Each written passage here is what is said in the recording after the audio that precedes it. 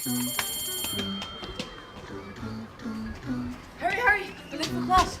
Allah subhanahu wa ta'ala, as the creator of the universe, who has brought everything into existence, Zakaria and Muhammad, how good of you to join us. Hopefully you enjoyed your Fatta and Wara'ana at recess. So, what were we saying? You were explaining how Allah subhanahu wa ta'ala created the world. Aha, that's right. But Sheikh, I had a question. Yes. If Allah created the world, then who created Allah subhanahu wa ta'ala? Okay, that's all right. That's actually a very interesting question. But before I think we answer that question, we should first know who Allah subhanahu wa ta'ala truly is. Well, isn't Allah the one who created everything? And wasn't He here before everything else? That's right, Bilal. Allah is al-awwal, the first. That means there was nothing before Him. Allah subhanahu wa ta'ala is, was, and will always exist. So the question, who created Allah, doesn't make any sense, because the word Allah means the one who is uncreated. Sheikh, can you explain that a bit more?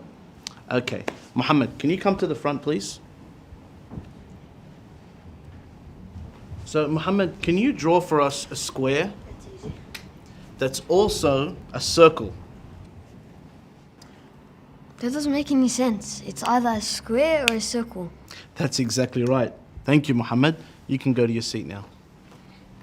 So, asking the question, who created Allah, is like asking somebody to draw you a squared circle. It just doesn't make any sense. I get it now, Sheikh. There's a problem with the question. That's exactly right. The question doesn't make any sense. But that's not all. If we say Allah subhanahu wa ta'ala was created, then we would have to ask, who created Him? And then we would say, well then who created Him? And that would go on and on and on forever.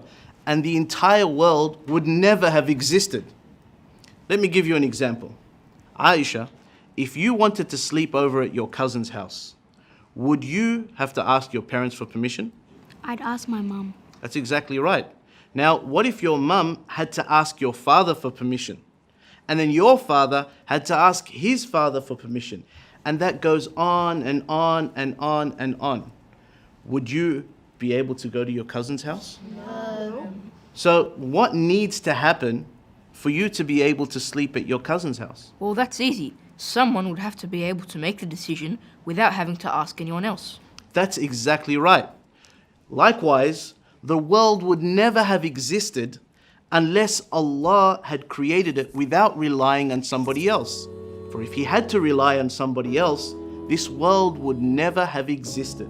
It is necessary for this world to have a creator that is awesome, He is absolutely powerful, He is uncreated, and He is the originator of all things, and that is Allah. If you enjoyed this video along with all the other content that OnePath Network produces, please support us so we can create more beneficial content for the world. Go to onepathnetwork.com and you can support us from as little as $1 a day. Jazakumullah khair for your support.